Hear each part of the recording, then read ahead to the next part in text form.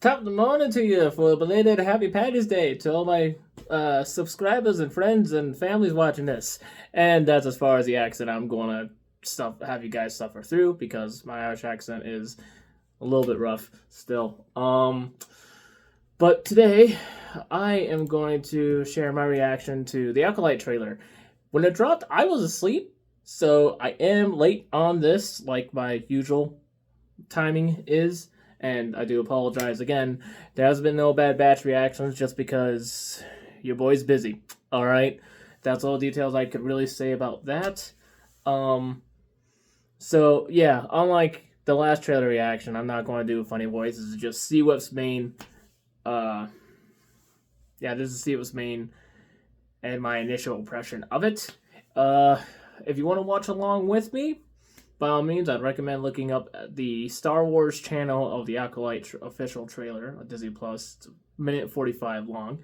And I am going to start all the way at 00, and I will share my thoughts with you. And here's to really hoping this trailer is going to show Star Wars fans that Disney still knows what they're doing with Star Wars. And they're letting Star Wars be Star Wars. They're not trying to mess it up with overcomplications. Best way I could describe it for now. So, ready to begin in 3, 2, 1.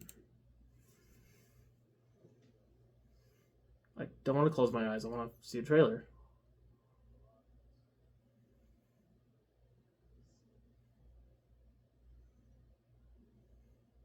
All right. Don't trust their eyes. Okay. Weird opening line.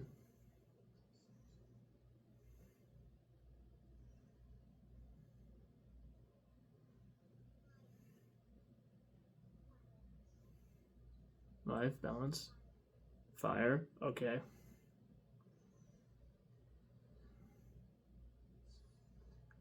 Whoa! Okay, there we go. Alright, Kung Fu Jedis, let's go! I'm liking this, alright.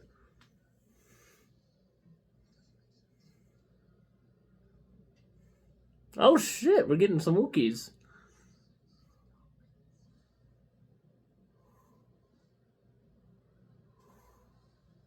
In an age of light, a darkness rises.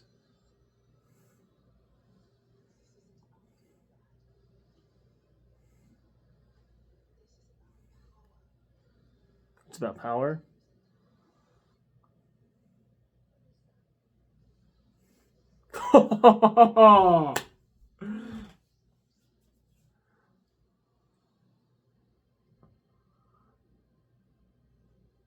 Two episode premiere, June 4. Oh, right. Oh, right. Ladies and gentlemen. Okay, that was cool. That was cool. Yes! Yes! Oh man, we're getting some Jedi on Sith action. Hell yes! Ugh. So, from what I know about this series, walking on in, it's supposed to take place 20 years before Phantom Menace. Alright, so it was originally going to be pushed back a lot more than 20 years before Phantom Menace. I kind of hope it's more than 20 years because that kind of locks the show into a hard bridge into episode 1. Namely, it might force the show to kind of delve into young Qui-Gon Jinn, which that would be cool, but I think Qui-Gon would deserve his own show. Not like what they did to Obi-Wan. I want to make that very clear. Not like what they did to Obi-Wan. But yeah, the throwing the red lightsaber spinning through the trees, that was cool. That was cool. And then just this Black Panther caught it right after that. That was dope. Let's see. Any scenes that stick out to me? The one thing that sticks out to me is the opening line of the trailer. Don't trust your eyes will deceive you. Which, I mean, that kind of... Let's see. Let's get back to that scene. We must not trust them. After we must not trust them, Miss Purple Cloak approaching what looks to be a small village. It's pretty dope. Alright, pausing it at the Jedi and teaching his youngling scene. 0:22 seconds for those wanting to keep up. I have closed captions on, and this character is called Sol, S-O-L. Tell me what comes into your mind. Well, I like this. I really do like the set of what they're doing with Coruscant here. And I'm glad I'm kind of... Sorry. It is near midnight. I just got home from work. Yeah. I kind of like how this little Jedi lesson room is looking. So set design, whoever they hired, keep them on. Just please keep them on because that looks amazing.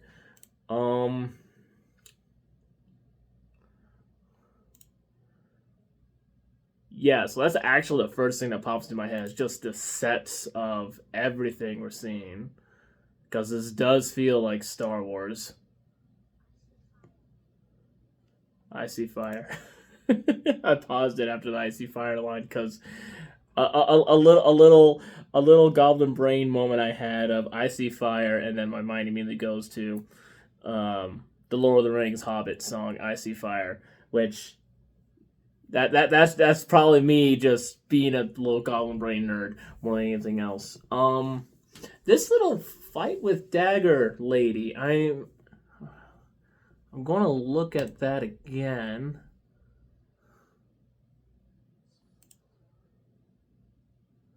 Alright, so the Jedi she's attacking, she's not drawing her saber as Miss Knife Assassin, Sith Assassin, possibly is trying to get after her. So that tells me they're trying...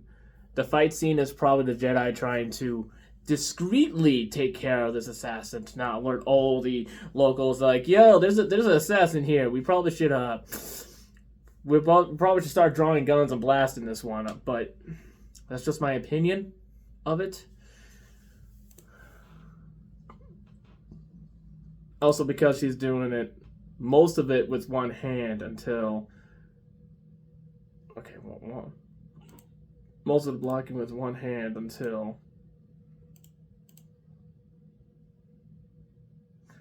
she spins the assassin, then uses a force,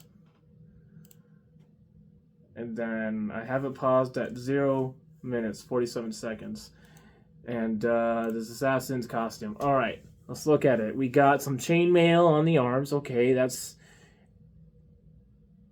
kind of makes sense, but unless that's saber resistance, I think that's probably more for blasters. Of course, the covered face with the not Rona mask. That's cool. Leather trousers. I think it's called trousers. Basically, what she has on. Really cool set design. Really cool costume design. I really like Gauntlet, and she's not using a lightsaber, a literal blade. So I think the blade she's using is possibly a not Kyber blade. Vibro blade, that's it. Although the design of the Vibro, if that is a Vibro blade, that's either a new design we haven't seen yet, which will be kind of cool because this is kind of again, this is pre-episode 1, so we're going to be seeing, I'm expecting to see technology we haven't seen before, or kind of proto designs of what we used to see with lightsabers and blasters and stuff. So I'm looking forward to that. The dreadlocks, the red hair and the dreadlocks, I wish I could get my hair to work like that, to be honest, but I'm glad they were able to get her hair to look like that, so props to that. Alright, so this June, A character named Yord. Someone is killing Jedi. Okay, and this scene is just shadowy cloak. Somebody in the white in front, just kind of doing a little meditation, prayer kind of thing. Okay, so somebody's killing Jedi. So it's about trying to track down the assassin killing Jedi. Okay, cool. That I could actually see that being a plot thread. Jedis would try to track down and stop happening. Okay, hold on.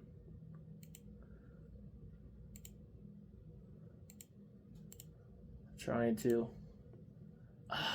It is such a quick little cut moment.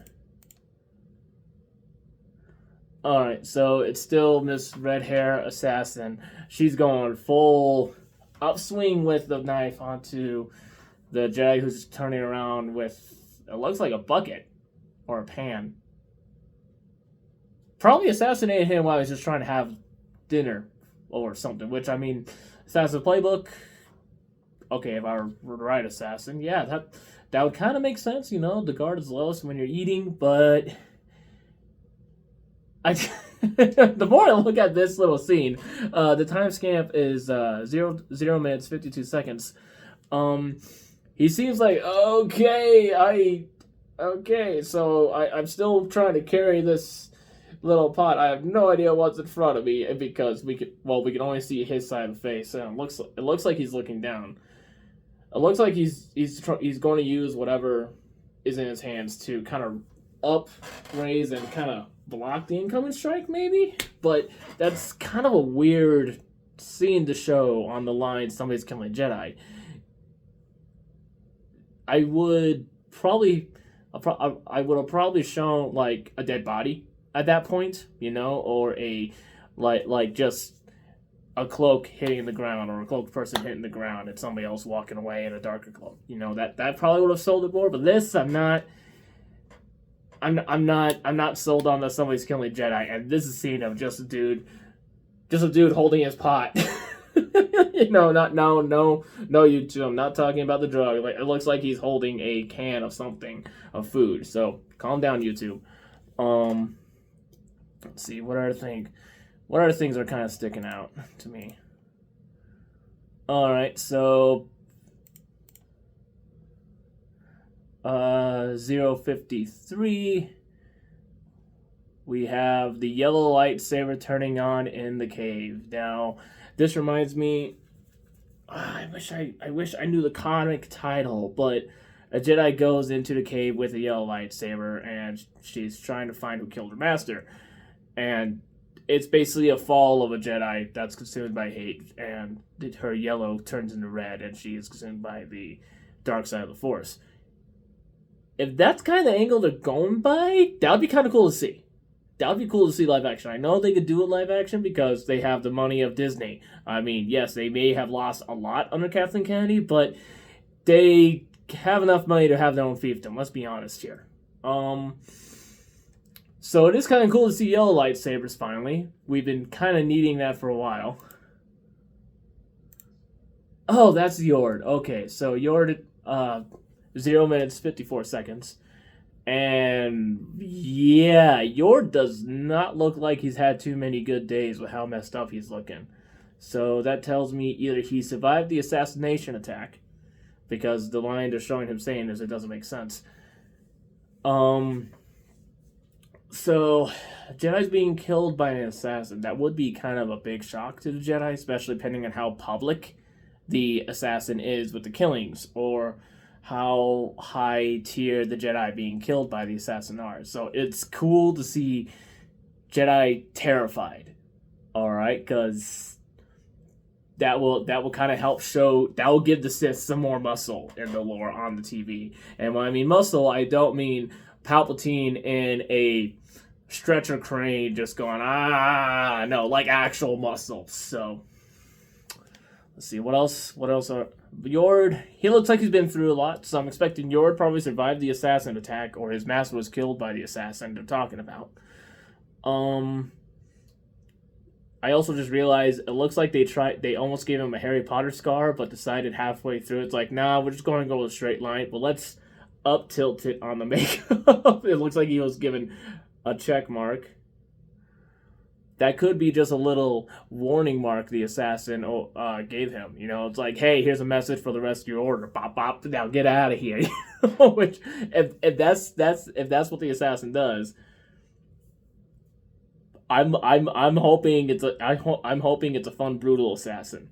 Okay, call me edgelord all day and night you want, but I feel like if there's an assassin that's an antagonist, the assassin, if it's done properly, they have to be smart and brutal, kind of like Hitman from the video games, you know, because he was most of the time he was actually smart. He knew how to like get through almost anything Batman level wise, and he wasn't afraid to be brutal about it.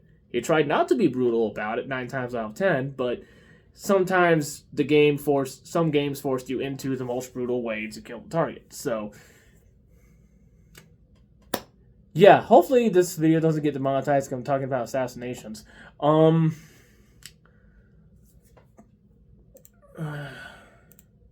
Alright, so after the line of it doesn't make sense, pause it at 0:55 into the forest shot. And this forest looks beautiful.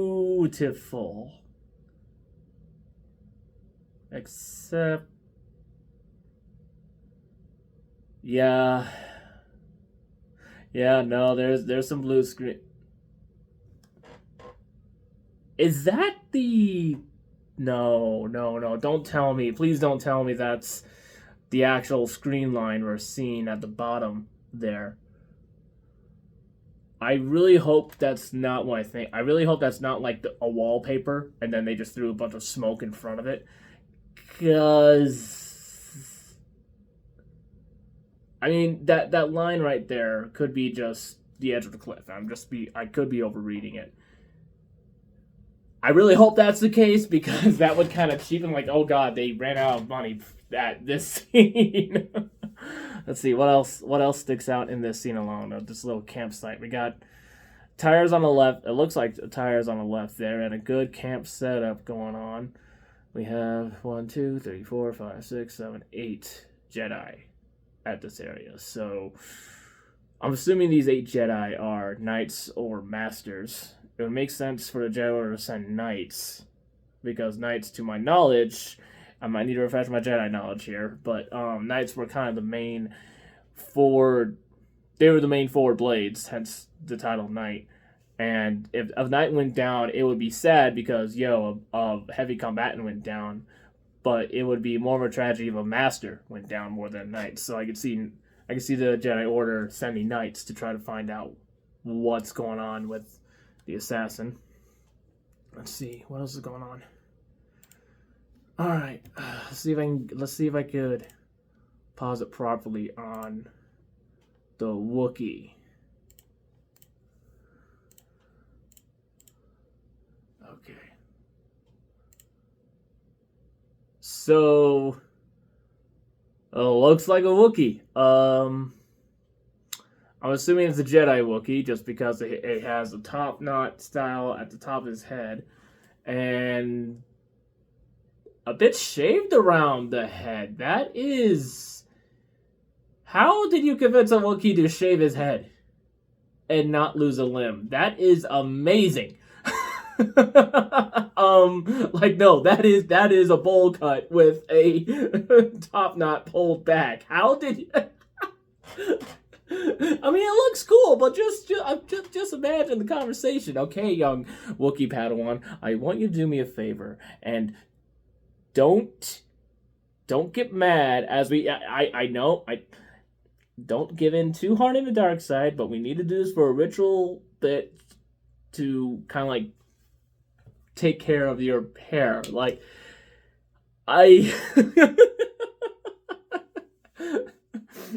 Or did they literally draw straws? Like, okay, who's going to shave the Wookiee? Draw straws. It sounds like I'm making fun of the design of the Wookiee. I'm trying not to, because Wookiees are badass in Star Wars, and we didn't get enough of them in the original trilogy. And it's a shame we barely saw them in the prequel series, in the prequel trilogy. I'm kind of glad they didn't do anything with them in the sequel trilogy, to be completely honest. So hopefully this Wookiee will be given a good treatment because Wookiee fan, you know. Uh, let's see. Let's go down to the rest of him. The vest looks dope. Yeah, I don't recognize him from comics I've seen growing up or such like that. So there's a Wookiee Padawan. All right. Hopefully he's not the assassin. It would be a hilarious twist if he was the assassin killing all the other Jedi, but hopefully he's not the assassin. Let's see. We have the main master just kind of waving his hand in front of somebody in the.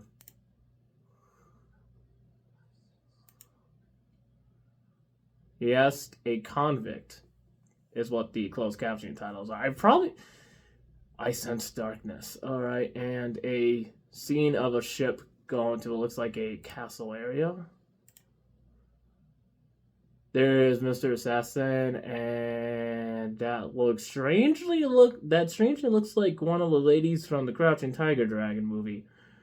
I could be mistaken on that, but and yep, it's the assassin going after Soul. Soul catching the kick. All right. And it's redheaded assassin. Okay. Let's. Yeah, no, her armor hasn't really changed much. More chainmail, kind of a leather cross Kirkus thing. So, in an age of light. Green Lady opening the doors. We got a dude kind of hiding, sneaking by door frame. Next scene is Wookiee Jedi and pals, all with yellow.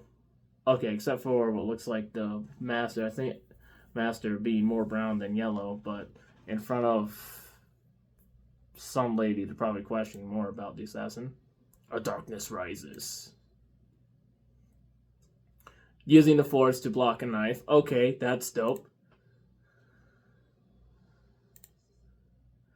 And then we got a character called Naicya. Anicia? Anicia? Anicia? I really hope I'm pronouncing that character's name right. Okay, let's look at her design because of the focus and the lighting around her, that she's going to be important.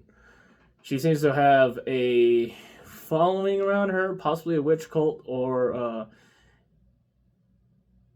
are they having her being one of the Dathomir sisters? Which, I mean, it would be cool if we saw Dathomir, the Dathomir sisters early prequels, you know, but I just because of what she's wearing and how the makeup is, I'm not really seeing that.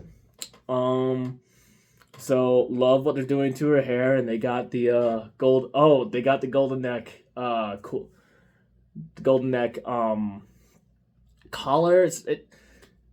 It's a weird. I recognize it because it's an actual African tradition of actually extending the necks via golden rings around necks, and I don't know if it's a particular tribe that does that, but it's kind of a cool effect. Don't get me wrong. So yeah, I'm expecting her to be kind of this cult. She looks like a cult leader just because of the circle tattoo on her forehead thing. Because of that, because of the tattoo on the forehead and how her hair is and what she's wearing, I'm assuming she's kind of a cult leader of some sort with Dark Jedi, because Dark Jedi were a thing. They definitely were a thing. They were kind of the pre-Sith in a sense, like the Jedi that weren't more Mace Windu. Oh God, that sounds bad. Basically Jedi that weren't afraid to dabble into the Sith, dabble into the dark side, but know how to pull themselves back. If my description sounds better than what I just said. So, yeah, please don't take that out of context. It's the internet, I'm expected to, you know. So,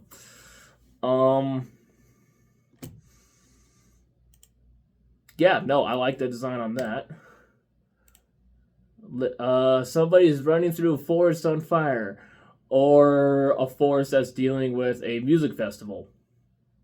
Hopefully, that's not a music festival that set that forest on fire. And a ship crashing into the snowy planet. Okay, because of course, there's going to be a snowy planet. Hopefully, it's a snowy planet that's actually cool and relevant to the plot. And not just, oh, let's just use this gimmick because it's tried and true. Wait, hold on. I need to rewind a little bit on that ship. That ship crashing. I think we've seen that before.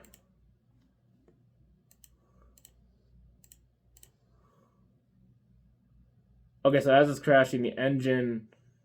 It looked like one of the main engines is being flung off forward it.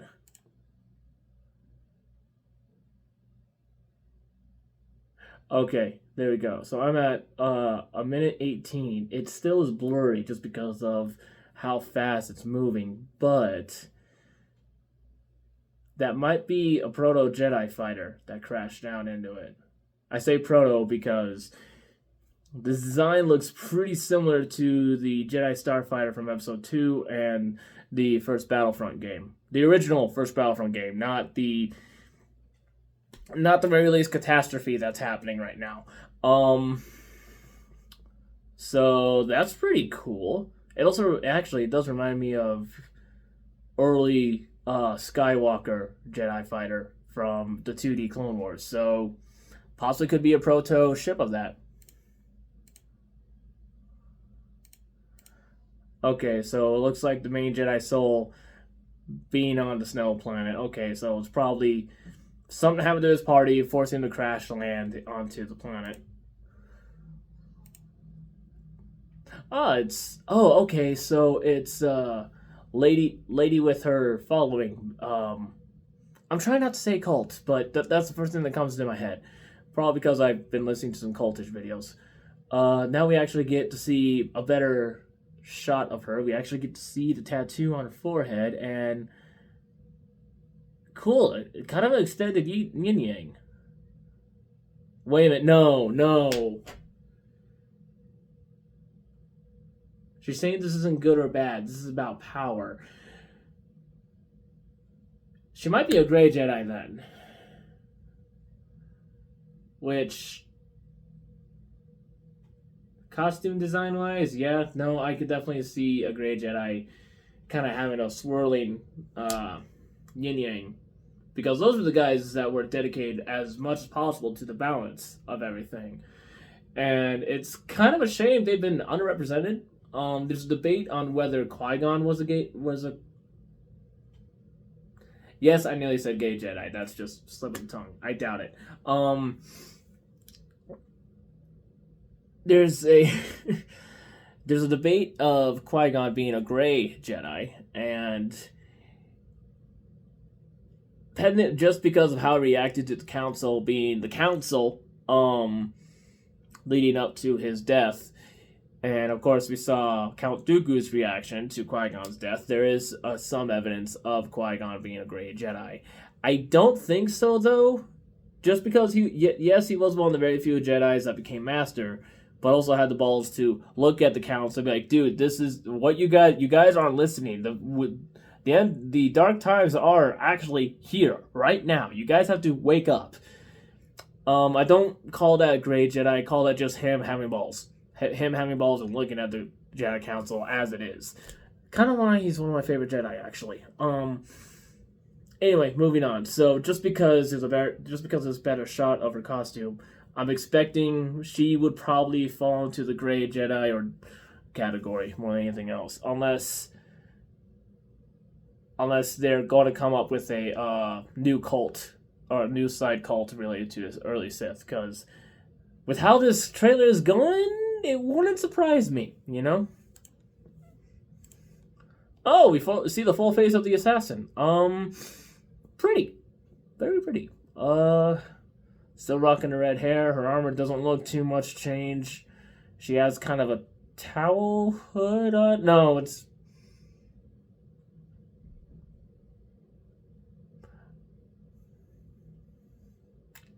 I don't want to call that a towel, but with how that texture on the purple, it reminds me of a towel-based bathrobe.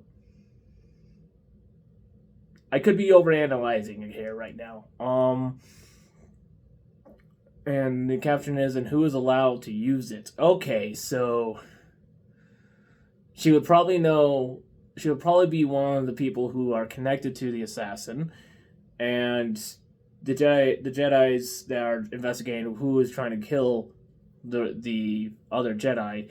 She knows this girl probably has a sister, maybe an old homie back in the day. They went to school. They went to Grey Jedi school together, or it could literally just be a. It could be one of those childhood friends they grew up, and then one of them went down a darker path than the other, which in the universe of Star Wars, I could see that happening, and that would be kind of cool.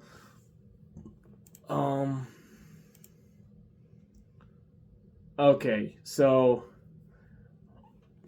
sorry. A minute 23 in, and Assassin Lady is looking at a Shadow Jedi. It looks like his back is to her. And my first thought is that's kind of a profile of. Okay, yeah, I can't see that profile being a younger Qui-Gon. Or maybe an Obi-Wan, just because he's on the high ground. There, I made one high ground reference. Okay, so, but this little beachfront that they're at right now, not beachfront, kind of cave beach area. Actually, honestly, it wouldn't surprise me if this was shot in the Galapagos, because that is a cool rock formation. Or Hawaii. Probably Hawaii, actually. I could definitely see that being in Hawaii. So that is going to be another one of her targets, but I think, depending on, because she now actually has a face-off, that actually could be possibly her Sith Master, that maybe, and when I say Sith Master, I am entertaining the idea it could be a younger Palpatine. I hope I'm wrong on that. I really hope I'm wrong on that, because, again, the show is 20 years, is supposed to be 20 years before Episode 1. There is a chance we might see a young Palpatine in this show. And because of, again, the sequel trilogy damage, a lot of things we've seen so far have been trying to connect, okay, how did the sequel trilogy happen? Hopefully this isn't one of those shows that does that. Hopefully this helps set up Episode 1 more. That's my hope. If not Episode 1 more, maybe.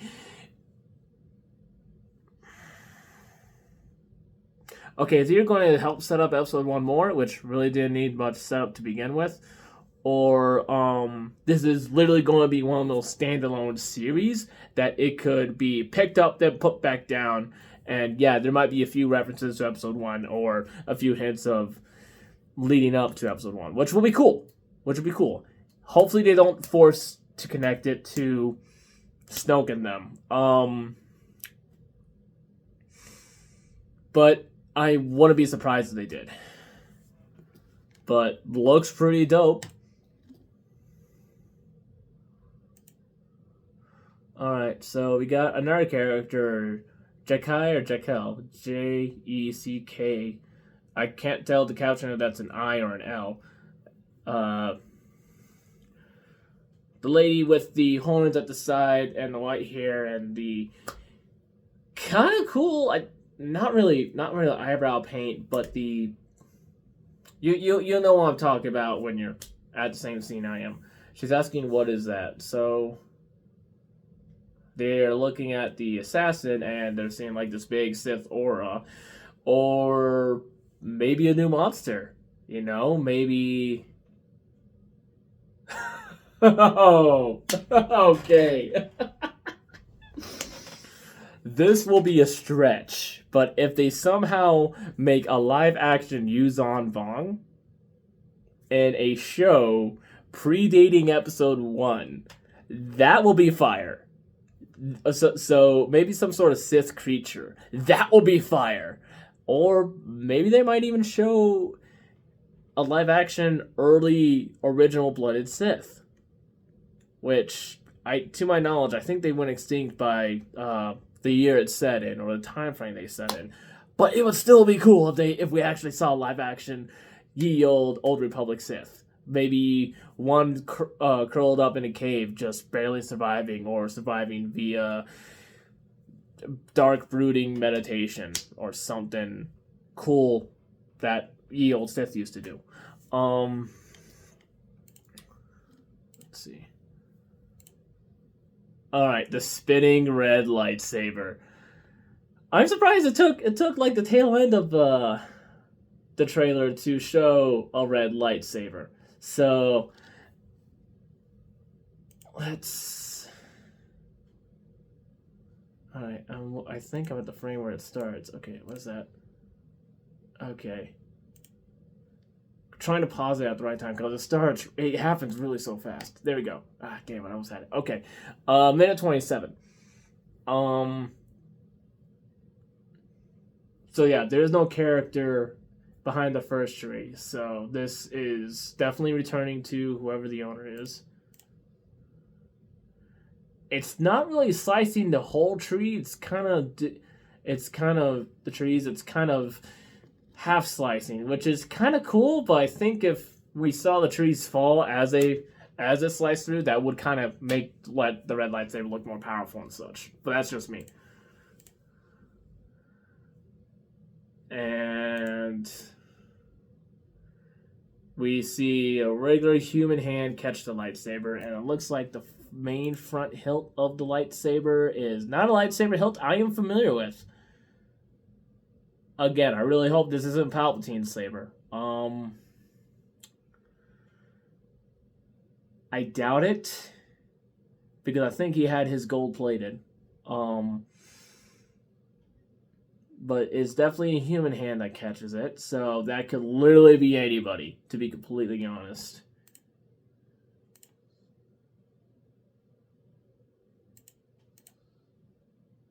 Alright, and Soul's activating his blue lightsaber. Okay, so that tells a lot about what his character is, assuming they're going on the main lore of the lightsaber colors, blue being the more aggressive out of the blue and green color pairing.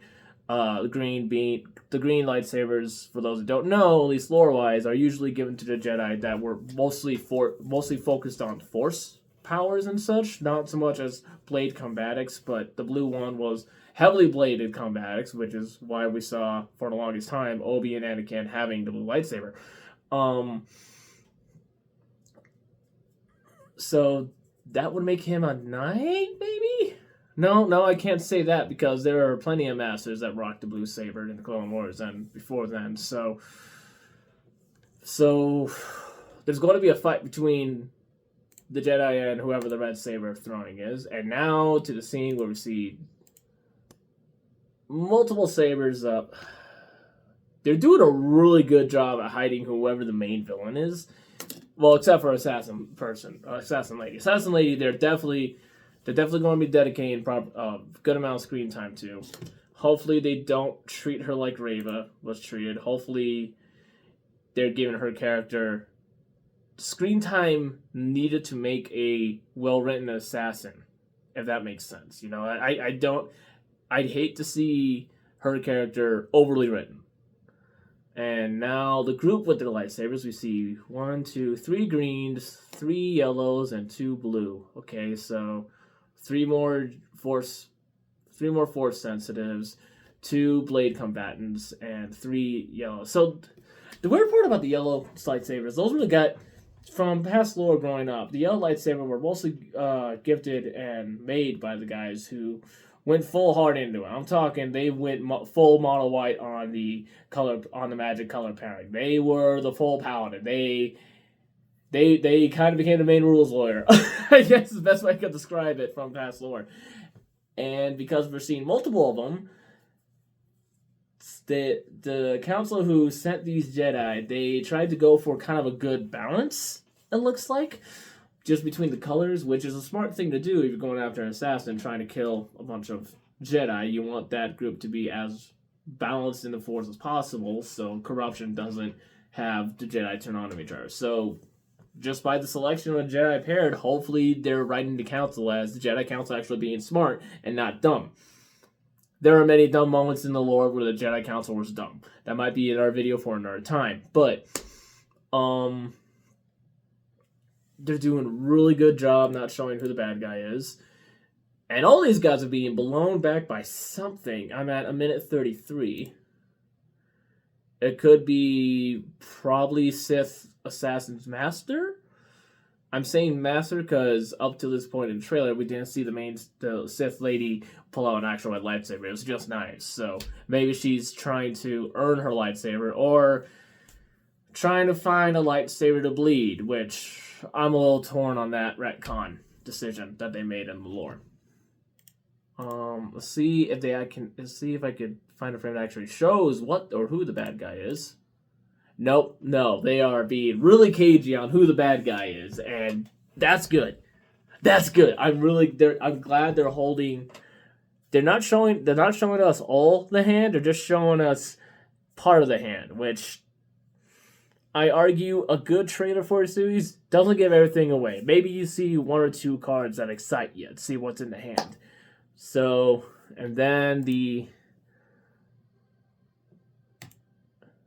at the title, The Acolytes, at 2-episode premiere, June 4. Star Wars. And a red lightsaber reflection on the Disney Plus logo. So it's definitely going to be a Rise of the Dark Jedi, or Rise of the Sith. Again, I hope it's not young Palpatine, but it wouldn't surprise me. The characters I hope we get to see, maybe a young Qui-Gon. I'm expecting a young Palpatine. I hope it doesn't tie too hard into young Palpatine, but it won't surprise me. It would be cool to see a Yoda moment, maybe as the council is debating, who are we going to send after the assassin? Yoda pops up and says, most balanced one there has to be, or maybe I will if we keep on losing too many people. Don't worry, I don't plan on making too many Yoda impersonations, much, unless it's a really good joke, and I'm more confident in my acting. So yeah, I'm actually really excited for this. It looks like that they're kind of been taking notes from the Ahsoka show and Rogue One in terms of cinematography and the locations. And because this is going to be a very Jedi-focused TV show, I'm hoping it's good. One complaint I did have with the prequels of how Jedi-focused it was, but that was also when I was growing up and didn't know better about proper storytelling. I think I just know better. That's the big difference between now and then. So yeah, that's my overall thoughts on the Acolyte trailer. Hopefully I can actually do a proper review of it or a reaction more better than what I've been trying to do with the Bad Batch because of how busy life is. So if you guys like that, would like to see that, let me know in the comments below. And tell me what you guys' thoughts. What do you think will happen? What do you not want to happen? And what are you looking forward to? Because I could see this being one of those well done hit out of the parks, which Star Wars has been really needing right now. Because the last live action bit they did was a little bit rough. Wait. Was the last live action they did Obi-Wan? No, it was Ahsoka. It was Ahsoka. So I for some reason I got the two confused. I'm sorry. Shows you how busy of a week I've been having and a month I've been having. So anyway, I hope you enjoyed my thoughts and my impression of the Acolyte trailer. What are your thoughts below? What do you want to see happen? What do you not want to see happen? And here's another fun question. How many of the characters we're going to see, do you think will not survive? You think it's going to be a full party wipe by the end of season 1, or like half a party wipe by the end of season 1? Because these are all brand new characters, so that's good. I didn't see any characters that looked like that they were forcibly hard tied into the pre-existing movies, which is another good thing. So yeah, I'm really hopeful for this. 5 out of 5, maybe 4. Yeah, no, I would say 4.5 out of 5. I didn't see too many red flags.